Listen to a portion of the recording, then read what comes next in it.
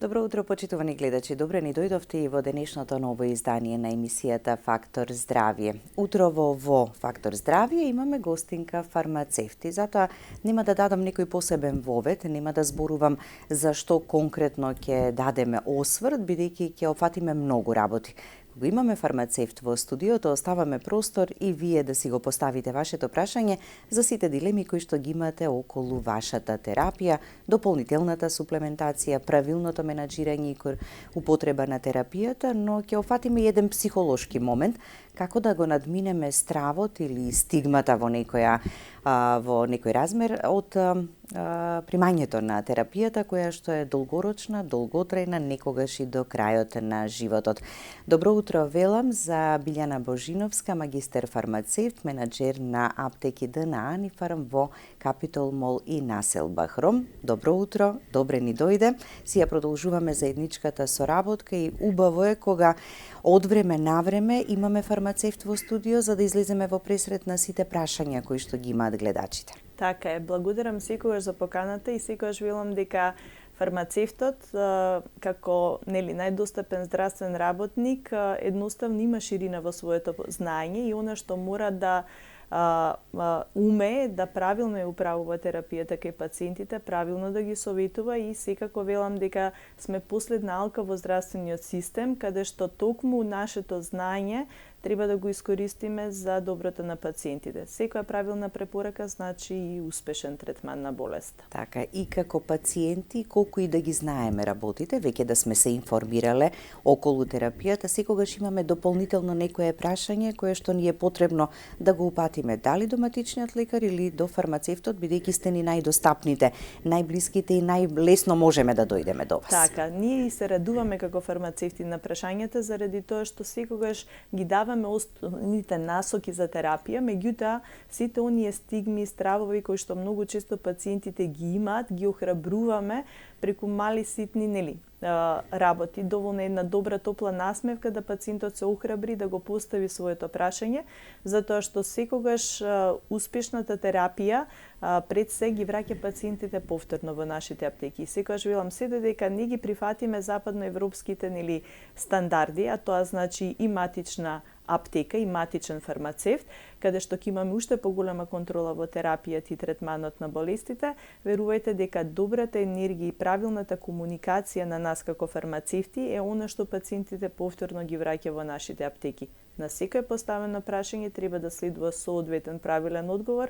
заради тоа велиме дека пациентите се нашиот фокус и ние сме секогаш стрикни кога ќе успееме да ја доловиме насмевката и секогаш пациентите како поздрави индивидуи да доаѓаат и следниот пат да трошат повеќе, инвестираат во својата превенција, а не во третманот на болест. Да. Има ли потреба фармацевтот да биде поблизок до пациентите? Што правите и што работите на тоа поле заедно, генерално фармацевтите? Фармацевтите треба да бидат поблиску до пациентите и она кое што ние постојано го опоменуваме дека имаме потреба е за поврзувањето на нас како фармацевти со матичните лекари и со останатите здравствени работници, заради тоа што како здравствени работници фармацевти приметуваме многу често одредени пропусти во терапијата. Ние ги даваме насоките, ги даваат и матичните лекари и специјалистите, меѓутоа не секогаш пациентите и се придржуваат кон терапијата. Некогаш и се придржуваат кон терапијата, ама немаат очекувани резултати или ефекти од самата терапија. Како фармацевти не имаме простор каде сето она што ќе го забележиме да го запишеме или евидентираме. И веќе уште во 2023 доставивме ние едно фармацевско досие, значи до мој термин, како неопходност и потреба за поврзување на фармацевтите со останатите здравствени работници. На некој начин преку ова досие можеме да ги евидентираме дури не само во Малмед несаканите ефекти и интеракции, туку и во мој термин, за да може самиот матичен лекар кога пациентот ќе појде кај него во контрола да го отвори досието и да види измерениот крвен притисок. Пациентот се жали дека зема терапија за притисок, а притисокот му е се уште висок, или зема терапија за шеќер, а шеќерот не може да го контролира. Сите тие дневници кои што ние како фармацевти ги советуваме кон пациентите да си ги водат во домашни услови, се многу важна евиденција која што матичните лекари може да искористат за промена и ревидирање на терапијата. тоа е нешто што велам јас секогаш мора да ја прекинеме комуникацијата која што досега ние ја остваруваме преку пациентите. Значи пациентите ние пренесуваат информацијата, го поставуваат прашањето, ние го даваме советот, па тие пренесуваат понатаму нашиот совет до докторите и понекогаш неправилна предносна информација ствара конфузија и кај пациентите и кај нас како здравствени работници.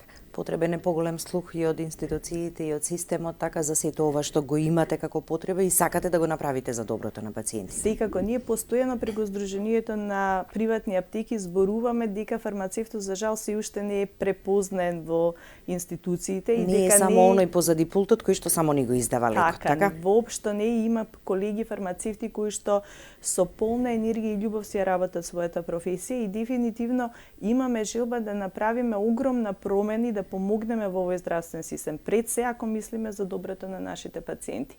И секогаш велам, правата препорака, полифармацијата за кој што ние како фармацевти сме и текако свесни, е нешто што можеме да ја контролираме и на крајот она што треба од целиот овој ентузијазам, енергија и работа да дојдеме до крајниот резултат е првенствено штедење на домашниот буџет на пациентите, подобра и поефикасна терапија и штедење на државниот буџет. Секогаш велам, фармацевтот за жал се уште има многу работа за да се избори за својата позиција. Може би малку пополека ќе оди тоа, ама со упорност, така, со истрајност ќе го постигнеме еден ден сето тоа. Да, секако. Така, ќе погледнеме блок реклами, па продолжуваме со разговорот. Останете со нас, почитувани гледачи, следите не до самиот крај. Повелете, јавете се и прашајте го фармацевтот за се што ве интересира околу вашата терапија.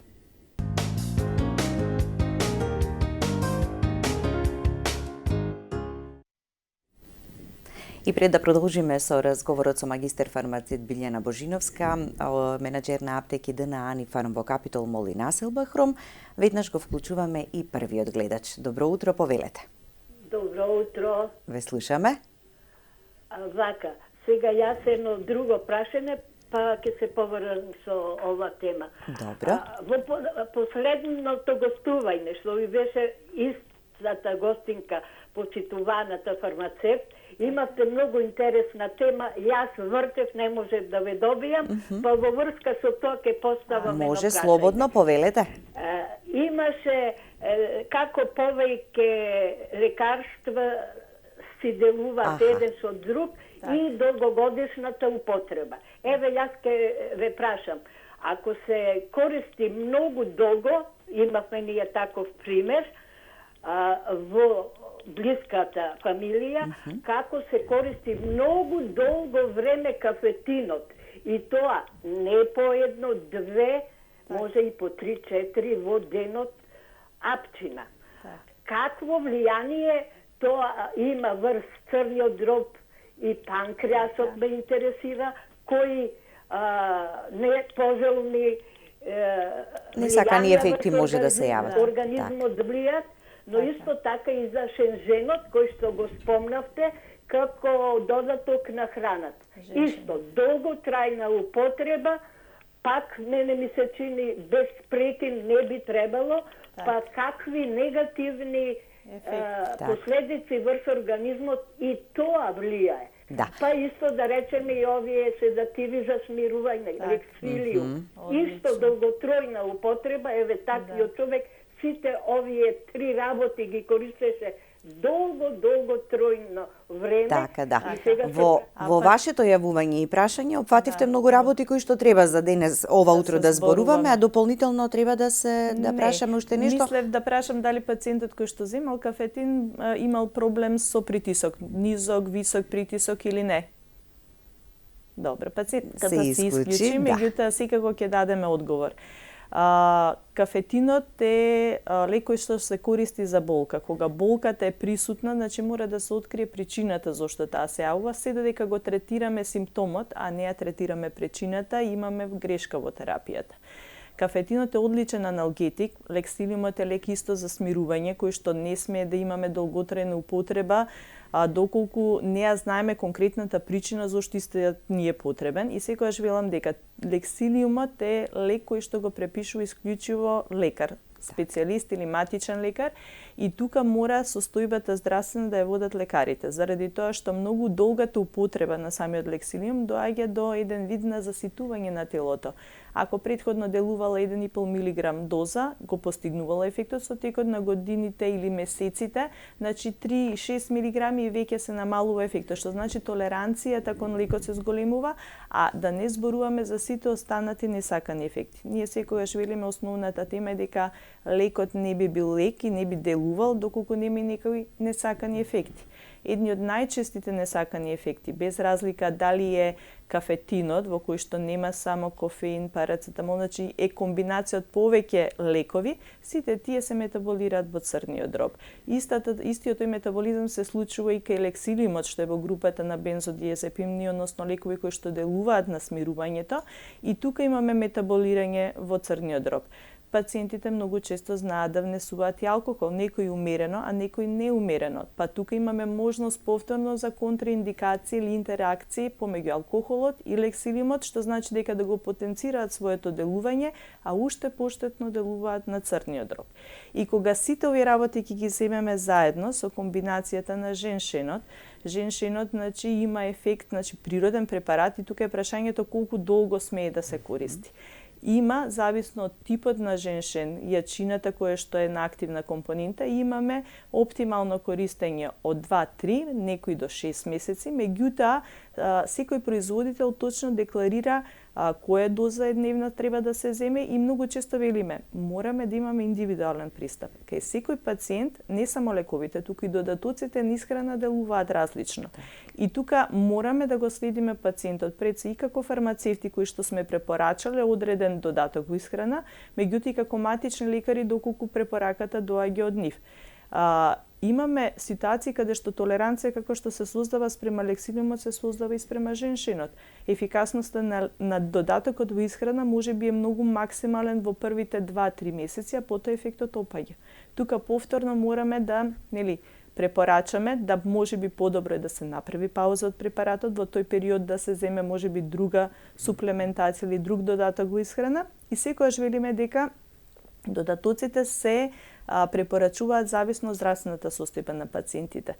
Имаме пациенти, затоа не ми одговори гледачката, каква е другата состојба, дали има хипертензија или не. Например, кај пациенти кои што имаат висок крвен притисок, кафетинот не сме да се зема, зашто самиот кофеин сам по себе го покачува крвниот притисок. А кај пациенти кои што имаат низок крвен притисок, кафетинот има одличен ефект, затоа што на некој начин го оптимализира крвниот притисок, ја намалува болката, меѓутоа повторно ќе споменеме.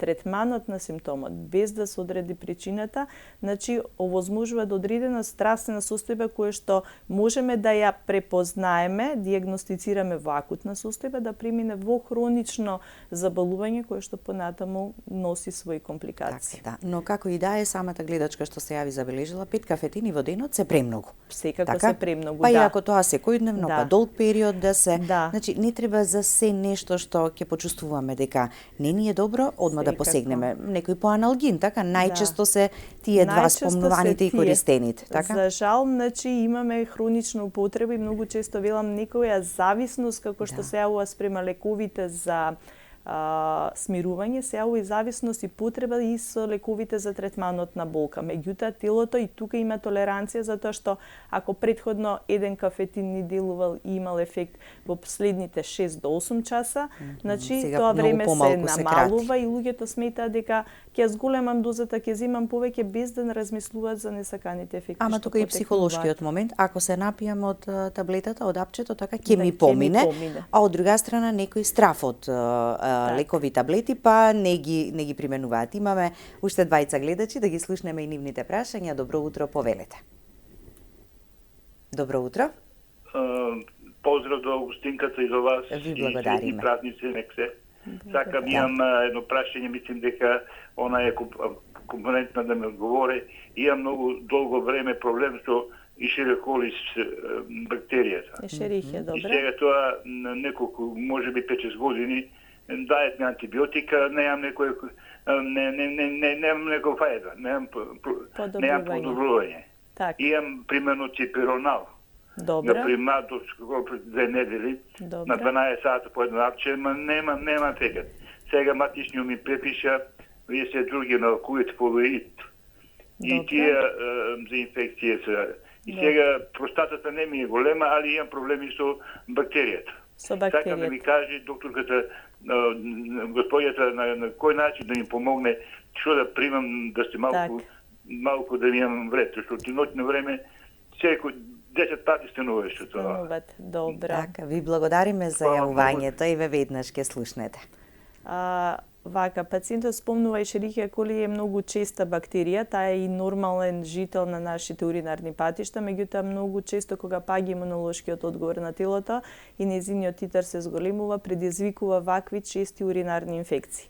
Проблемот кај уринарните инфекции е тоа што кога се зема антибиотска терапија, бидејќи кога ќе се земе уринокултура, докторите добиваат на увид кој е антибиотик сензитивен, односно делотворен на таа бактерија и ја препишуваат соодветната антибиотска терапија.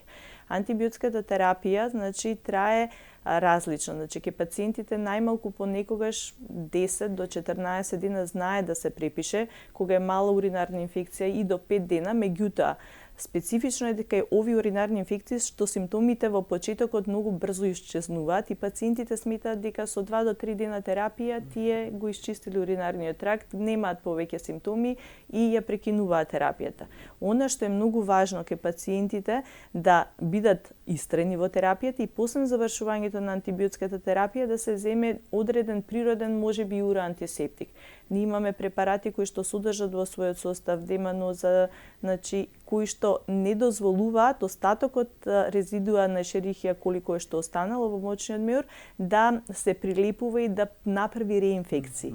Реинфекциите, рекурентните, повратните за да се појави инфекции, побрзо време. Да, се многу чести и поготово е кај вакви пациенти кои што пациентот спомна дека често му се јавува Ешерихија коли, значи можеби треба да се консултира со одреден уролог, да после прекинување на терапијата се оди со одреден уроантисептик, кои што се исто лекови и се припишуваат само од страна на матичните лекари, да одат превентивно барем уште до месец дена терапија. Значи, затоа што кога би се заштитил уринарниот тракт, би се спречиле сите оние нели понатамошни можни воспалителни процеси на горните уринарни патишта, зашто ако се фатат веќе и бубрезите, веќе имаме посериозна состојба, или пак да се намали опасноста да целосната нели овој воспалителен процес не дај Боже доведе и до сепса.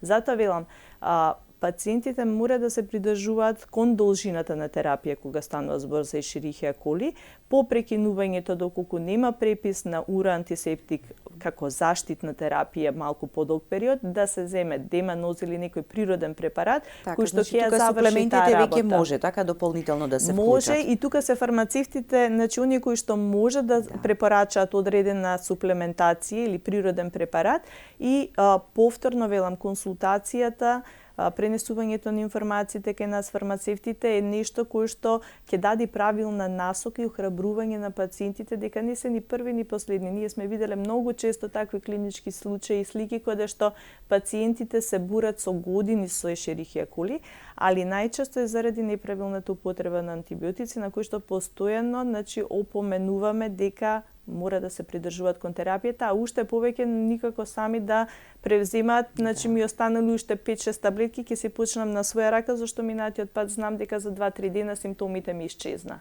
Имам и такви ситуации, така да освестувањето мораме да го правиме на малку повисоко ниво. Исти се веројатно препораките и за Helicobacter pylori, така сосема друга терапија, меѓутоа и тука многу е битно придржувањето и истрајноста во комплетното земање на терапијата. Секако.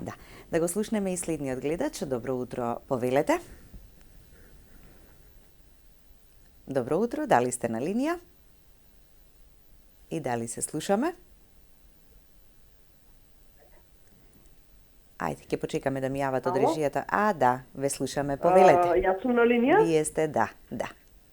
Добар ден, поздрав за водителката и за вашата гостинка. Ви благодарим. Имам едно прашање до вас. Јас имав една интервенција на колкот и после тоа морав да пијам Рутиксал 10. Така.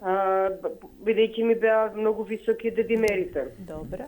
И во меѓувреме направив контролна крвна слика малку се спуштија дедимерите, ама се покачија овие што беа за црниот дроб, ако не сум грешка, АСТ и АЛТ. Така, добро. Потоа матичната ми рече да пијам ова силимарин, а да го прекинам руфексалот.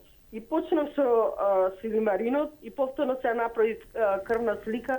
Сега резултатите од црниот дроб ми се добри, ама пак дедимерите ми се покачени. Така, колку се тоа покачени прашање? Колку е тоа? 2680 ми се сега. Така. Добро. Значи, вака, јас како фармацевт едноставно ќе речам дека ваквите ситуации, кои што се сепак комплексни, дека мора да се водат спрема препораките кои што ги даваат матичните лекари. Значи, ние како фармацевти не можеме да кажеме дали руфиксалот треба да го продолжат или не, значи мора да се консултираат, високи се дедимерите, ама сепак одлуката дали ќе се продолжи со терапијата или не ја носат специјалистите, односно матичните лекари. И затоа и се проверуваат така дедимерите. Затоа и се проверуваат. Дедимерите се проверуваат, меѓутоа не смееме да ги игнорираме и трансаминазите на црниот дроб. Е она што го споменав дека 90% од лековите се метаболираат во црниот дроб и многу често делуваат токму на овие ензими кои што ни се маркери дека нешто се случува. И секогаш велиме дека може би во дадени ситуации она индивидуален пристап е основа да се одлучи дали пациентката ќе се продолжи со руфиксалот и паралелно ќе го зема силимаринот како превенција и затоа секогаш велиме ние многу е подобро кога се препишува терапија, а се знаат одредени несакани ефекти од таа терапија, паралелно со терапијата да се препорача одреден додаток во исхрана кој што ќе ги намали несаканите ефекти, а ќе го потенцира дејството на лекот.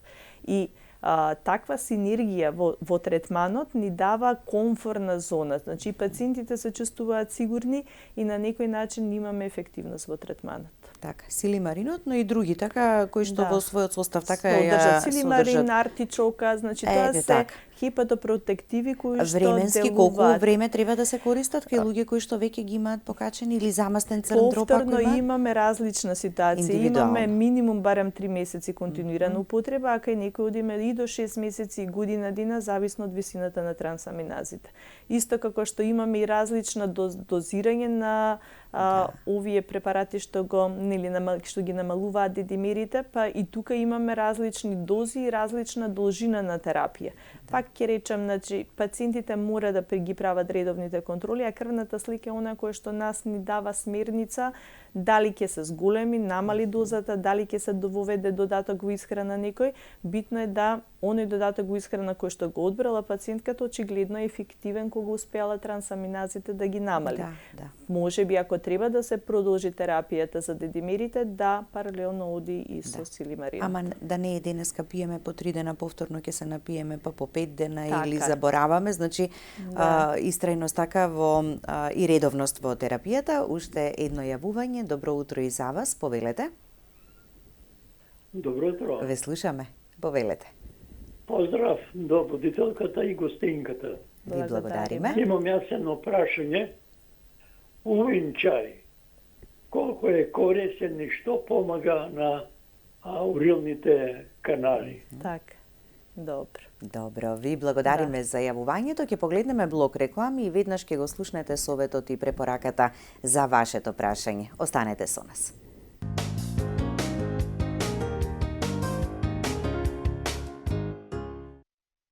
И веднаш по рекламите да го дадеме советот препораката. Увин чај, верувам дека многобројни прашања имате околу увиниот чај.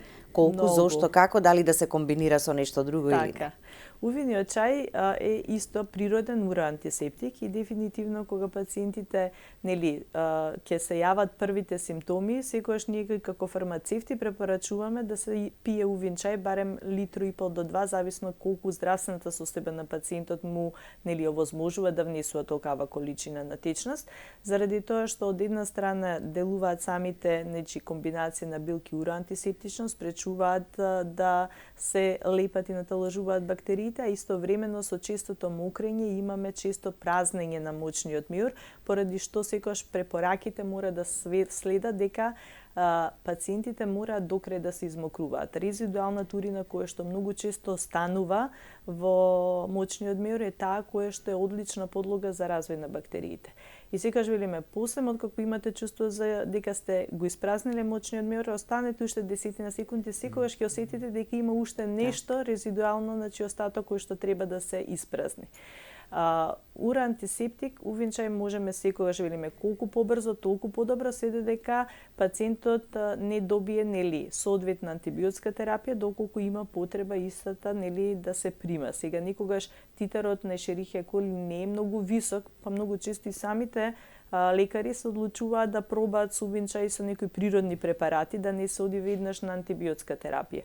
Меѓутоа, кај пациентите каде што имаме хронични рекурентни инфекции, дефинитивно немаат друг избор освен да се почне со антибиотска терапија, а паралелно со антибиотската секако доаѓаат во комбинација. Прво, одреден период, не подолго од 5 дена увинчај, па потоа може после прекинување на терапијата да се продолжи со чај од брусница, па наизменично за да овозможиме на некој начин често мокрење, ура антисептично делување и сврлање на бактеријата од мочните патишта. Ама во исто време не така, ако завршиме со увинчај, па продолжуваме потоа со чајот од брусница. Така е, нема потреба да се мислам комбинират.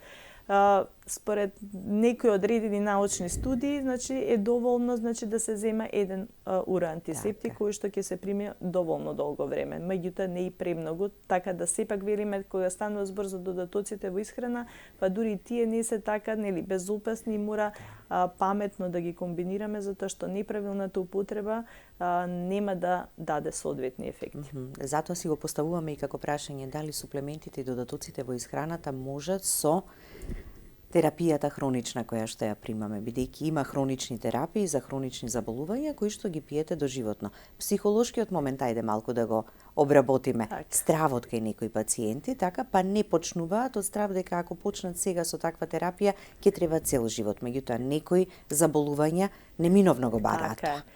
Некои заболувања неминовно го бараат. Тој сега слушнав на една реклама, имаше една многу убава реченица, не грижете се, имаме решение за се.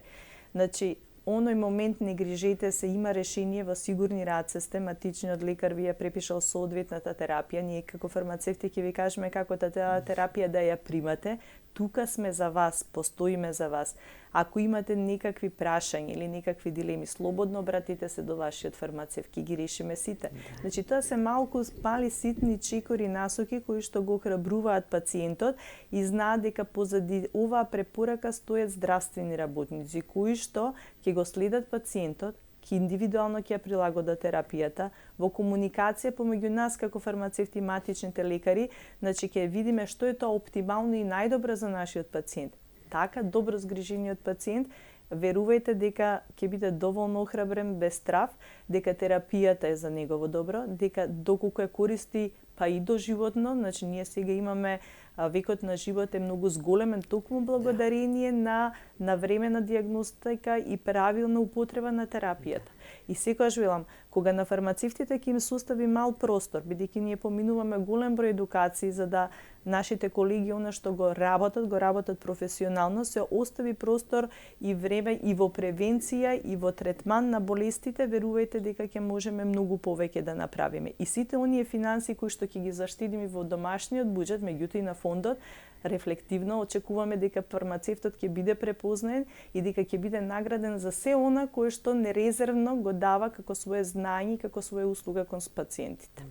И ќе примаме терапијата кога навистина е потребна и неопходна. Нема да имаме нели злоупотреба и прекумерна употреба и на антибиотици, па и на суплементи, така? Така е. Полифармацијата ние имавме една докторска студија на еден семеен доктор, да не споменувам, значи каде што бивме едноставно исплашени од податокот и статистиката колку голем број на додатоци во исхрана и лекови се препишуваат и пациентите неконтролирано ги употребуваат.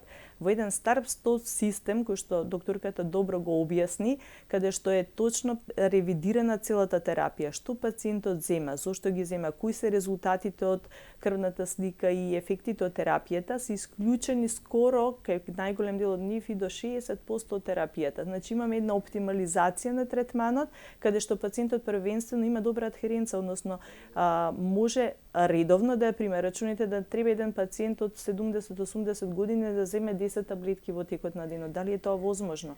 Значи, ние имаме можност сега за комбинирана терапија, каде што во еден лек имаме 3 или 4 активни компоненти. Па тука е можност и потребата да се ревидира листата на позитивни лекови и тие комбинирани лекови да влезат заради подобра адхеренција и подобро придржување. И тогаш ќе имаме исто така многу подобар ефект во третманот на пациентите.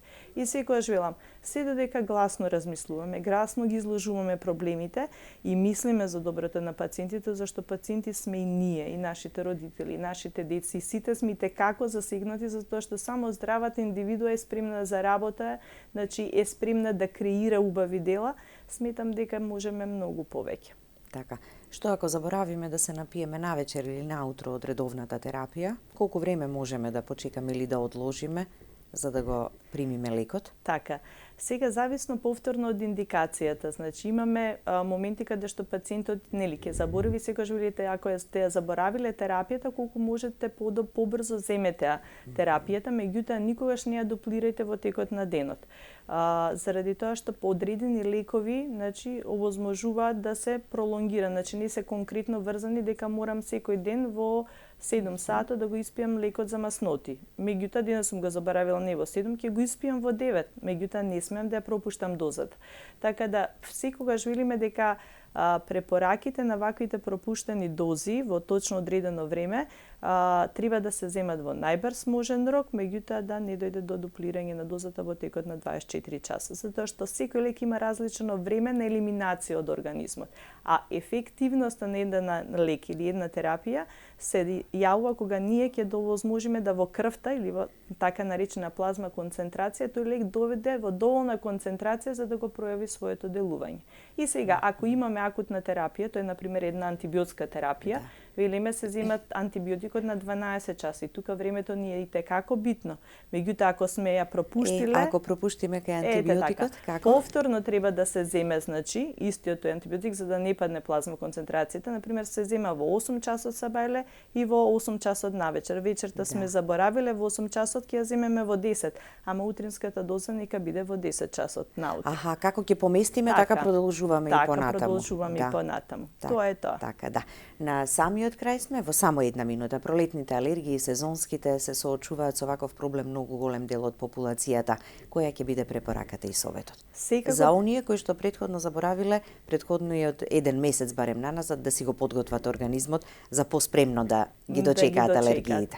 Секако велиме сите оние што знаат дека имаат алергиска реакција, навремено треба да делото да се подготви, а доколку веќе се јави бурна алергиска реакција, секако велиме и таа има различен интензитет. Има некои алергиски реакции каде што кои што се пропратени со обструкции и гушење и тие бараат сега и веднаш итна медицинска помош. Значи пациентите мора да се упатат кај своите лекари и понатаму на специјалистите, а доколку имаме благи, значи умерени алергиски реакции, тука се секогаш препораките од матичните антихистаминиците, имаме антихистаминици кои што се на како ОТЦ препарати се во препораки на нас фармацевтите и тука се одредените додатоци како што се спречиња за нос, капки за очи што во својот состав содржат ектоин и на некој начин влезната врата на алергенот ја намалуваат, бидејќи ектоинот ствара еден заштитен слој за кој што се врзува алергенот и не дозволува да дојде во допир со слузницата на носот и очите. Секако, значи, велам, ова денешно време имаме толку огромен избор на препарати со кои што можеме да си ги олесниме алергиските реакции, меѓутоа да не заборавиме дека на алергијата и како и на имунитетот се работи во текот на целата година, така да имаме можност и за сензибилизација кај дел од пациентите, секогаш велам, затоа тука ни е потребна пулмолеголозите, матичните и ние фармацевтите заедно да делуваме сплотено во третманот кај овие пациенти со алергиски реакции. Благодарност за гостувањето и среќни великденски празници. Благодарам, Билјана, среќни великденски празници за сите гледачи на Канал 24 на Фактор Здравје. Така. Благодарност и до вас, почитувани гледачи, за вниманието со кое го проследивте и ова денешно издание на емисијата Фактор Здравје. Останете и понатаму со програмата на ТВ24. Ви ги честитам великденските празници, се гледаме повторно во следното издание.